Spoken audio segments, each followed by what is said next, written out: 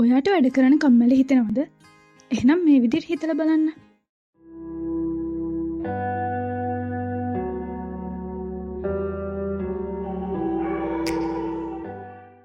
අද බෑ. මම මේ වැඩේ හෙට කරනවා. දැන් කොහොමත් රැ වෙලානේ. මම හෙටම පාඩම් කරන්න ගන්නවා. ඔයත් මේ වගේ හිතන කෙනෙක් නම් ඔයා මේ වෙලාවේ කරන්න ඕන වැඩ කල් දානවා නම් මතක තියාගන්න.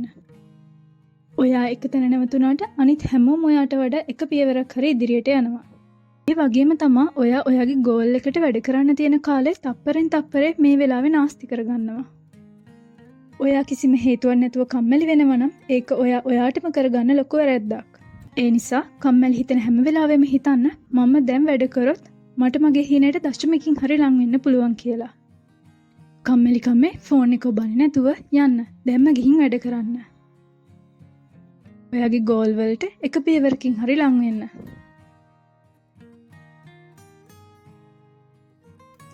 ආයෙත් දවසක මේ වගේ වටින වීඩියෝකින් හමු වෙනතුරු ඔබට සුබ දවසක්.